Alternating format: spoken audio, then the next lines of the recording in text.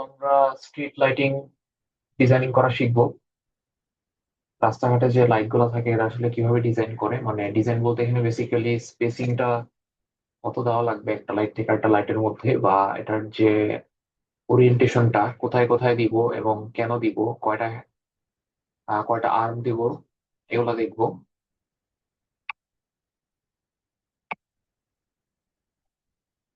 তো street light কেন important এটা নিয়ে আসলে বলার কিছু নাই, এখানে দেওয়া আছে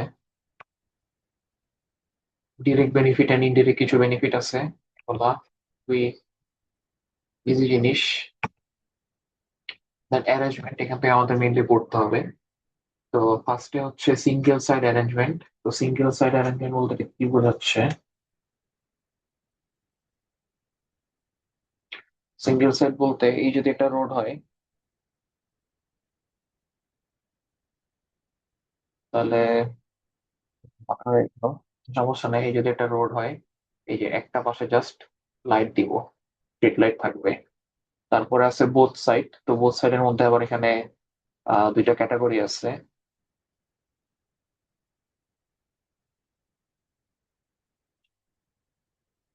তো এই যদি রোড হয়, তাহলে বোথ সাইড বলতে আমরা বোথ সাইড স্ট্যাকার্ড যদি বলা হয়, স্ট্যাকার্ড মানে হচ্ছে অল্টারনেট করে করে, মানে এখানে একটা দিলাম, তারপরে এখানে, আবার এখানে দুই সাইডই কিন্তু দিচ্ছি, বাট অল্টারনেট করে করে দিচ্ছি। স্ট্যাকার্ড দিতে হবে। আর যদি বোথ সাইড অপোজিট বলা হয়, তার মানে হচ্ছে এক জায়গাতেই দুই পাশেই দিব আর কি, মানে সেম লোকেশনে, এই যে এখানেও এখানেও আবার এখানেও এখানেও এখানে এখানে, এটা হচ্ছে বোথ সাইড অপোজিট। আর সেন্ট্রাল বলতে তো বোঝাই যাচ্ছে, সেন্ট্রাল বলতে কি মাঝখানে যে ডিভাইডার থাকে, ডিভাইডারের উপরে আর কি। এখানে লাইট গুলো যদি দেই দুই পাশে, আর তখন থাকবে না, এগুলো তখন থাকবে না। তো সেন্ট্রালের মধ্যে ওয়ান হেড বা ওয়ান আর্ম আছে। ওয়ান আর্ম বলতে যে রাস্তাটা যদি জাস্ট এক পাশে লাইট দেয়, যেমন এই যে এখানে একটা ছবি আছে, একটা আর্ম জাস্ট দেখতেছি, এটা হইলে ওয়ান আর্ম।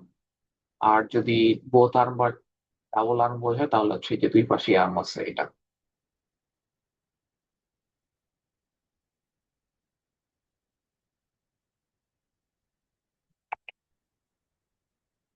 তো এখানে একটা রেকমেন্ডেশন দেওয়া আছে কখন কোনটা ইউজ করব। তো যদি আমাদের পেভমেন্টের উইড, যেটা পেভমেন্ট বলতে এখানে রাস্তার উইড বোঝাচ্ছে, যদি হচ্ছে লেস দেন 30 ফিট হয়, তাহলে আমরা ওয়ান সাইড লাইটনিং ইউজ করলে আসলে আহ, আমাদের কভার হয়ে যাচ্ছে। দেন পেভমেন্ট যদি 30 to 60 ফিটের মধ্যে হয়, তাহলে আমরা বোথ সাইড স্ট্যাগার্ড ইউজ করতে হবে। দ্যাট মিনস যে বললাম অল্টারনেট করে করে দিব। এখানে আবার একটা কাহিনী আছে, সেটা হচ্ছে কি, এখানে আবার যে স্পেসিংটা, রেকমেন্ডেড স্পেসিং হচ্ছে 130 ফিট। দ্যাট মিনস একটার থেকে আরেকটা লাইটের যে ডিস্টেন্স, সেটা হবে 130 ফিট করে করে। আর মাউন্টিং হাইট বলতে এটার যে ল্যাম্প পোস্টের যে হাইটটা, তো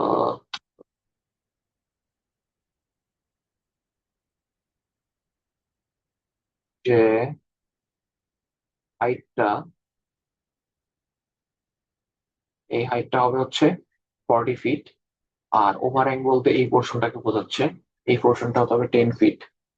আর যদি এখানে আমাদের পেভমেন্টের উইডথটা মোর দেন 60 ফিটে, মানে অনেক জাস্ট অনেক বেশি লেনের রাস্তা যেগুলো, সেই ক্ষেত্রে আমাদের বোথ সাইড অপোজিট দিতে হবে, কারণ এই ক্ষেত্রে আমাদের সব এরিয়া কভার করার জন্য লাইট বেশি লাগবে।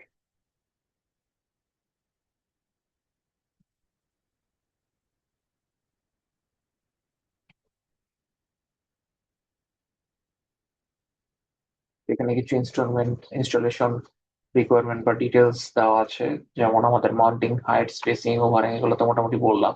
আরেকটা জিনিস হচ্ছে লুমিনাস ইন্টেন্সিটি অথবা ব্রাইটনেস, মানে একটা লাইট আসলে কতটুকু ব্রাইট হতে হবে। আর হচ্ছে সারফেস টাইপ। সারফেস টাইপ মানে আমাদের রোড কি, আমাদের রিজিড পেভমেন্ট হতে পারে, ফ্লেক্সিবল পেভমেন্ট হতে পারে। মানে এখানে আমাদের আচ্ছা সহজে যদি বলি, আমাদের কংক্রিট রাস্তাটা কি কংক্রিটের হতে পারে, বা অ্যাসফাল্ট দিয়ে হতে পারে, বা অন্য কোনো ম্যাটেরিয়ালের হতে পারে। সো সারফেসের উপর আসলে ডিপেন্ড করবে যে আমাদের কোন টাইপের লাইট ইউজ করা লাগবে। আরো কিছু বিষয়ের উপর আসলে ফ্যাক্টর আছে যেগুলোর উপর ডিপেন্ড করে লাইটটা ইউজ করে, সেগুলো আমি একটু পরে দেখাচ্ছি। এখানে একটা পুরা সবগুলা কম্পোনেন্ট দেওয়া আছে, আসলে কোথায় কি আছে। এই তো লাইটিং প্যারামিটার, যেটা আমি একটু আগে বলতেছিলাম। তো আমাদের ল্যাম্প টাইপ যেটা ইউজ করবো, আমার দেখতে হবে কোনটা কতটুকু এফিসিয়েন্ট, কোনটার এনার্জি কনজাম্পশন লো, আবার এনভায়রনমেন্টাল কনসিডারেশন দেখা লাগবে। যেমন কিছু কিছু ল্যাম্প আছে এটার এনার্জি কনজাম্পশন কম, এফিসিয়েন্সি অনেক বেশি হলে এনভায়রনমেন্টের জন্য ক্ষতিকর, কার্বন ডাইঅক্সাইড অনেক রিলিজ করে। তো এগুলো নিয়ে ডিটেলস সামনে একটা স্লাইড আছে।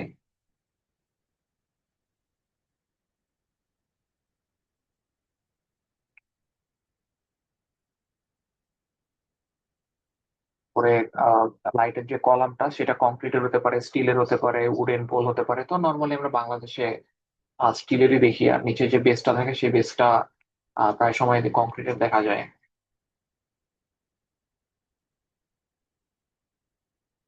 তারপরে এখানে লাইট সোর্স, টাংস্টেন লাইটিং হতে পারে, তারপরে ফ্লুওরেসেন্ট, সোডিয়াম লাইটিং অথবা মার্কারি লাইটিং। তারপর মেনটেনেন্স, যদি বাংলাদেশে আসলে খুব একটা মেনটেনেন্স এগুলো করা হয় না, অনেক জায়গায় দেখি নষ্ট হয়ে পড়ে আছে কিন্তু খবর নাই কোনো। আচ্ছা, এবার আমরা আমাদের ম্যাথে চলে যাই, যেটা আসলে আমাদের এক্সামের জন্য দরকারি। তো স্পেসিং বের করার জন্য আমাদের কিছু ফর্মুলা জানতে হবে। সেটা হচ্ছে এভারেজ পেভমেন্ট ইলুমিনেশন। মানে হচ্ছে আমরা যে লাইটটা ইউজ করব, তো কতটুকু লাইট আমাদের কতটুকু পেভমেন্টের উপরে এসে পড়তেছে। তো সেই জিনিসটা মেনলি এভারেজ পেভমেন্ট ইলুমিনেশন বোঝাচ্ছে। সেটাকে আমরা শর্টে বলি AAI। অ্যান্ড এটা হচ্ছে টোটাল ইফেক্টিভ ইলুমিনেশন, মানে কতটুকু লাইট ইউজ করা হচ্ছে, and total area to illuminate, that means কতটুকু এরিয়া আমরা কভার করতে যাচ্ছি। সো উপরে স্বাভাবিকভাবেই টোটাল লাইট আসবে LCU, আর নিচে হচ্ছে টোটাল এরিয়াটা আসবে S × W। তাহলে কোনটাকে আমি বলতেছি? এল হচ্ছে lumen output of light source, তার মানে স্ট্রেংথ অফ সোর্স। তো একটা এক এক ধরনের লাইটের জন্য এক এক রকম সোর্স স্ট্রেংথ হয়। ডিরেক্ট আমাদের এখানে লুমেনে স্ট্রেংথটা বসাতে হবে। দেন আমাদের সিইউ হচ্ছে কি কোএফিসিয়েন্ট অফ ইউটিলাইজেশন। এর কারণ হচ্ছে আমরা যে লাইটটা ইউজ করতেছি সেটা আমাদের পেভমেন্টে কতটুকু ইফেক্ট হচ্ছে। দ্যাট মিনস আমি যদি পোলের হাইট অনেক বেশি দিয়ে দিই তাহলে তো লাইট স্ট্রেংথ অনেক বেশি হলেও লাভ নাই। আবার যদি পোলের হাইট অনেক কম হয়ে যায়, রাস্তার পেভমেন্টের তুলনায়, পেভমেন্টের যে উইথ তার তুলনায় যদি অনেক ছোট হয়ে যায়, সেক্ষেত্রে আমাদের লাইটটা যথাযথভাবে ছড়াবে না। তো ওই ইউটিলাইজেশনটা কত, দ্যাট মিনস এখানে আমরা বুঝতে পারতেছি রোডের উইথ আর মাউন্টিং হাইটের একটা রেশিও এখানে কাউন্ট করতে হবে। সেখান থেকে আমরা এটা পাবো coefficient of utilization. Then S হচ্ছে স্পেসিং অফ লাইট পোস্ট। আমার এই যদি একটা টপ ভিউ হয়, এই যেখান থেকে এটার পরের লাইট পোস্টের স্পেসিংটা কত এস, আর উইথ অফ পেভমেন্ট এই বরাবর হচ্ছে ডাব্লিউ। তার মানে আমি যদি চিন্তা করি যে এই লাইট পোস্টটাকে আসলে, এই যে ল্যাম্প পোস্টটা, এই ল্যাম্প পোস্টটা আসলে এই পাশের অর্ধেক হাফ এস, আর এই পাশের অর্ধেক, আমি যেটা একটা পোস্ট দিই, এই হাফ এস আর এই হাফ এস, অর্থাৎ টোটাল এস পরিমাণ, আর এদিকে হচ্ছে ডাব্লিউ পরিমাণ, অর্থাৎ S × W যদি এরিয়া বের করি, এইটুকু পরিমাণ লাইটকে একটা ল্যাম্প পোস্টের কভার করতে হবে। তো এখানে আবার যখন এল বের করব, এল বের করার সময় আবার একটা জিনিস দেখতে হয়। এল এর আবার বের করার সময় একটা এফিসিয়েন্সি বলে জিনিস আছে। আমি যত টোটাল যত ওয়াট দিব, সেই তত ওয়াট কিন্তু দেখা যায় আমি আউটপুট পাচ্ছি না। তো একটা এফিসিয়েন্সি, এটা প্রত্যেক লাইটের জন্য ডিফারেন্ট হয়, আমরা চার্ট থেকে দেখবো এগুলা। এফিসিয়েন্সি আবার সেখানে কাউন্ট করা লাগে। এফিসিয়েন্সি কাউন্ট করে এই যেখানে লেখা আছে efficiency to total wattage, count করার পর সেখান থেকে আমরা একটা পাবো। আবার ইউটিলাইজেশন ফ্যাক্টর যেটা বললাম সিইউ, সেখানে আবার একটা মেইনটেনেন্স ফ্যাক্টর দিয়ে মাল্টিপ্লাই করা লাগে। এর কারণ কি, আমাদের দেখা যায় প্রপার মেইনটেনেন্স আমরা করি না। যার কারণে অনেক সময় ইউটিলাইজেশন আসলে যেটুকু করার কথা ইউটিলাইজেশন সেটুকু হচ্ছে না, আরো কম হচ্ছে। তো মেইনটেনেন্স ফ্যাক্টরের ভ্যালুটা নর্মালি যদি কিছু বলে না দেয় 0.8 ধরবো, আর যদি বলা থাকে সেটা তো ভালোই, যদি 1 হয় তার মানে কি ভালো মেনটেনেন্স করা হয়েছে।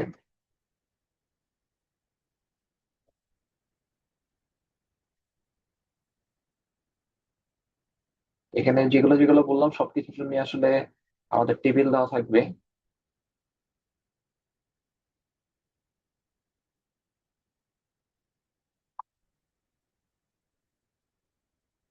ম্যাথ দেখি, ম্যাথ দেখলে আসলে আরো ছোটখাটো জিনিস সব ক্লিয়ার হয়ে যাবে। তো এই আরবান সেকেন্ডারি রোড, এটা ইম্পর্টেন্ট। কি টাইপের road? Urban road and secondary road. এটার উইথ, পেভমেন্ট উইথ কত? 50 ফিট, with having a reflectance of 10%। যে বললাম যে ম্যাটেরিয়াল ইউজ করতেছে, এটা রিফ্লেক্টেন্স যেটা সেটা হচ্ছে 10% বলে দিচ্ছে। ম্যাক্সিমাম অফ 1000 bph, মানে vehicle per hour at night time in both direction. তার মানে দুই সাইড দিয়ে রাত্রেবেলা 1000 ভেহিকেল ম্যাক্সিমাম সেটা যাওয়া আসা করতেছে, অর্থাৎ 1000-এর জন্য আমরা ডিজাইন করব। তো আমাদের যে লাইট সোর্স, সেটা সোডিয়াম লাইট সোর্স বলা আছে, অ্যান্ড মাউন্টিং হাইট 40 feet আর মেইনটেনেন্স ফ্যাক্টর 0.8 বলেছে। এটা কি বললাম, যদি নাও বলে দিত 0.8 ধরে নিতাম। ওকে, সবার আগে আমাদের এআইটা বের করতে হবে, এভারেজ ইলুমিনেশন যেটা ছিল।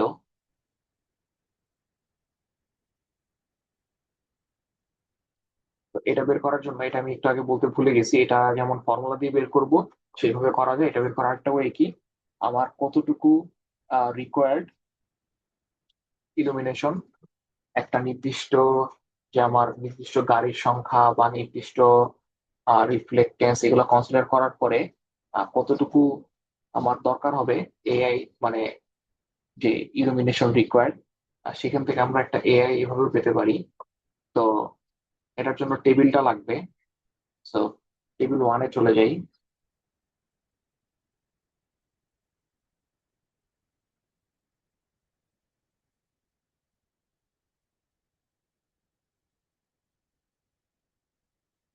টেবিল 1-এ আমাকে আমাকে বলছিল যে secondary road. So secondary road যদি হয় তাহলে এখানে মিডিয়াম চুজ করব।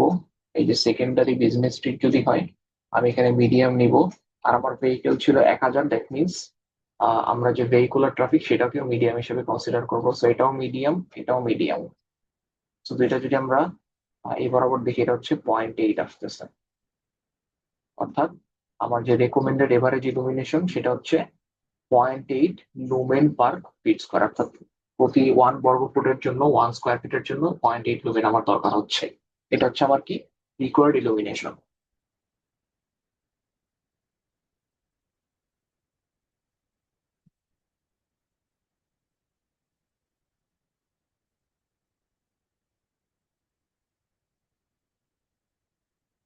আর আমাকে বলে দিচ্ছিল সারফেস রিফ্লেক্টেন্স হচ্ছে কত, 10%। সো 10%-এর জন্য আমরা যে অ্যাডজাস্টমেন্ট ফ্যাক্টর, সেই ফ্যাক্টরটা হচ্ছে কত, 1 এখানে। যদি 20% বা বেশি হতো সেক্ষেত্রে 0.75 ইউজ করতাম, বা 3% ওর লেস হলে এখানে 1.5 ইউজ করতাম। যাই হোক, আমার অ্যাডজাস্টমেন্ট ফ্যাক্টর 1। সুতরাং এই 0.8টাকে আসলে আর অ্যাডজাস্ট করা লাগতেছে না, অথবা বলতে গেলে 0.8 এর সাথে 1 মাল্টিপ্লাই করবো আর কি। আমরা যদি পিছনে যাই আবার,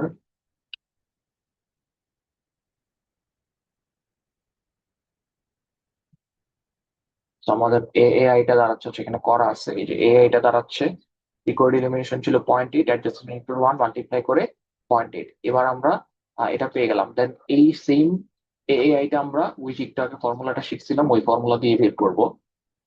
সো এআই আমরা ফর্মুলা লিখি, এটা হচ্ছে L C U S into W.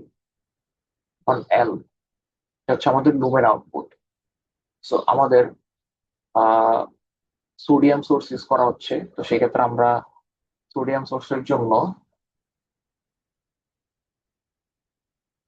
আমরা এখানে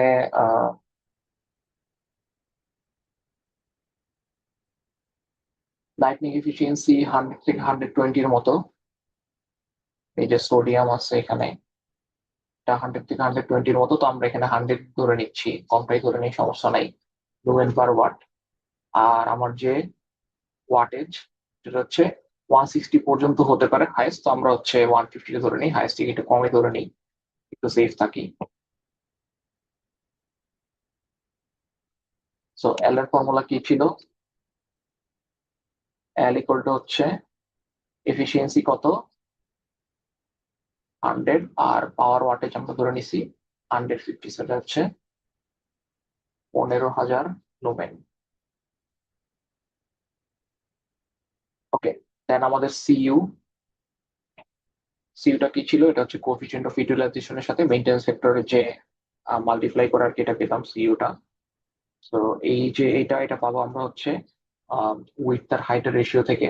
তো আমার পেভমেন্টের উইথ হচ্ছে 50 ফিট, আর আমার যে মাউন্টিং হাইট সেটা হচ্ছে 40 ফিট। মাউন্টেন হাইট যদি না বলে দেয়, নর্মালি 40 ধরে নেই, সেটা করলে দাঁড়ায় 1.25। আমরা নেক্সট চার্টে যাব।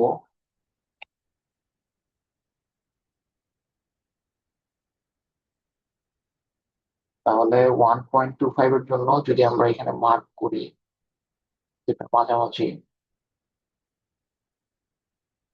ও,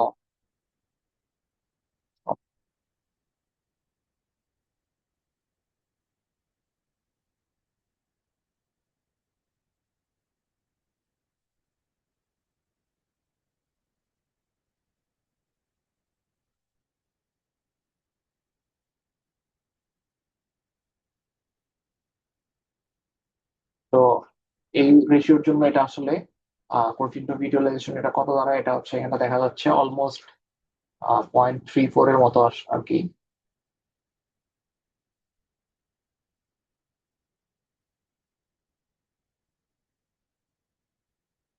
0.34 এর মতো এখানে দেখা যাচ্ছে, বাট আমরা এই ম্যাথে হচ্ছে স্লাইডে 0.35 ধরে করা।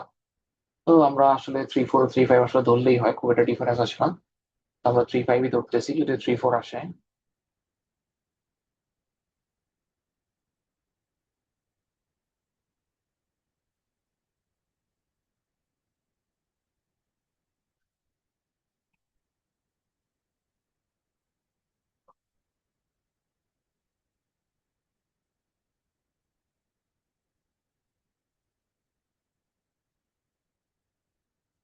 তাহলে সিইউটা দাঁড়াচ্ছে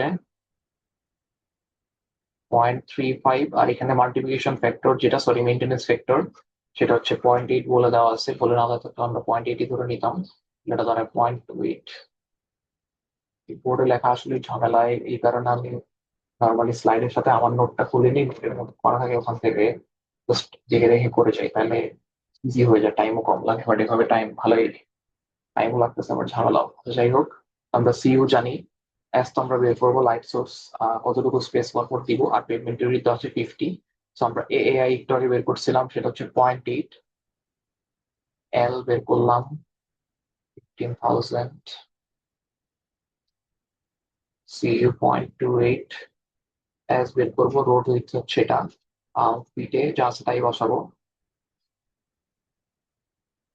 সেখান থেকে যদি অ্যাজ ক্যালকুলেট করি, স্পেসিংটা ক্যালকুলেট করলে 105 ফিট আসতেছে।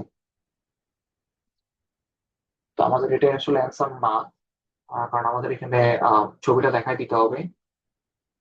সো আমরা জানি যে যদি পেভমেন্টের উইথটা 30 থেকে 60 ফিটের মধ্যে হয়, তাহলে আমাদের রেকমেন্ডেড কি, আমাদের বোথ সাইড ইউজ করতে হবে স্ট্যাগার। আমরা এক্সামের মধ্যে একটা জাস্ট সিম্পলি একটা ছবি এঁকে দিব, করে জাস্ট অল্টারনেট করে করে একটা স্ট্যাগার, জাস্ট সিম্পল ছবি, বেশি কিছু দেখানো লাগবে না।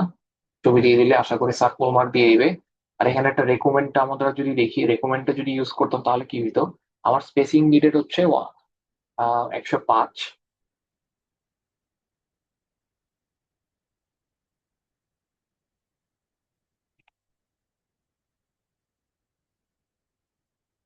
বাট 30 থেকে 60 ফিট যদি পেভমেন্টের উইথ হয়, সেক্ষেত্রে আমরা স্পেসিংটা রেকমেন্ড দেওয়া কত, 130 ফিট। মাউন্টিং হাইট আর ওভারহ্যাং গুলো তো দেওয়া আছে, সমস্যা নেই। তো 130 ফিটও চাইলে ইউজ করা যায়, বাট ম্যাথে যেহেতু আমাদের অ্যান্সার 105 আসছে, আমরা 105ই নিব। বাট এখানে কাহিনী আছে, যদি কোনো কারণে 130 থেকে বেশি আসতো, 135 বা 140 আসতো, সেক্ষেত্রে আমরাও কি করতাম, সেক্ষেত্রে হচ্ছে 130টাই, যেটা আমাদের রেকমেন্ডেড, 130টাই নিব, কারণ আমরা হচ্ছে সেফ সাইডে থাকার চেষ্টা করব। তো এই মোটামুটি ম্যাথ ছিল। ইজি একটা টপিক আসলে এগুলা। এখন আর হিউম্যান ডিজাইন করাও লাগে না, এগুলো দেখা যায় একটা প্রোগ্রাম দেখলে, প্রোগ্রামে সব ইনপুট ডাটা দিয়ে দিলে আসলে জাস্ট ইনপুট দিলে 2 মিনিটের মধ্যে আউটপুট পেয়ে যাওয়া যায়, হাতে করাও লাগে না আসলে। আচ্ছা, এবার আমরা যে লাইট সোর্সটা সোডিয়াম ইউজ করতেছিলাম, তো সেটার কিছু কনসিডারেশনের কারণে আমরা সোডিয়াম মানে ইউজ করব। তো সব ধরনের লাইটেরই কিছু সুবিধা অসুবিধা আছে, যেমন টাংস্টেন যদি ইউজ করি, এনভায়রনমেন্টের জন্য আসলে খুবই খুবই খারাপ, আর ভেরি হাই CO2। আবার এটার খরচ হচ্ছে এখান থেকে সবচেয়ে বেশি, 39,000, সেটা তো বাদই। তারপরে আমরা যদি ফ্লুওরোসেন্ট ইউজ করি মডারেট অ্যামাউন্ট, এখানে হচ্ছে লাইট পলিউশনও মডারেট। সোডিয়ামের জন্য হচ্ছে এনভায়রনমেন্টালি সবচেয়ে বেটার এটা, কিন্তু কার্বন ডাইঅক্সাইডের পরিমাণ অনেক লো, এটার অ্যানুয়াল কস্ট অনেক কম। তবে সোডিয়াম মোটামুটি সব জায়গায় ইউজ করে, বাট সোডিয়ামের লাইফ এক্সপেক্টেন্সি হচ্ছে মোটামুটি, আর মার্কারিও সমস্যা। কস্ট হচ্ছে মডারেট, এই জিনিসগুলো একটু খেয়াল রাখতে হবে।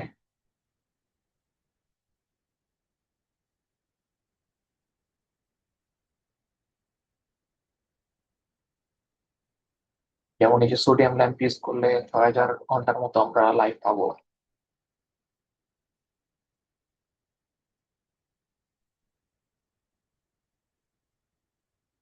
তো শেষ, মোটামুটি ইজি একটা টপিক ছিল।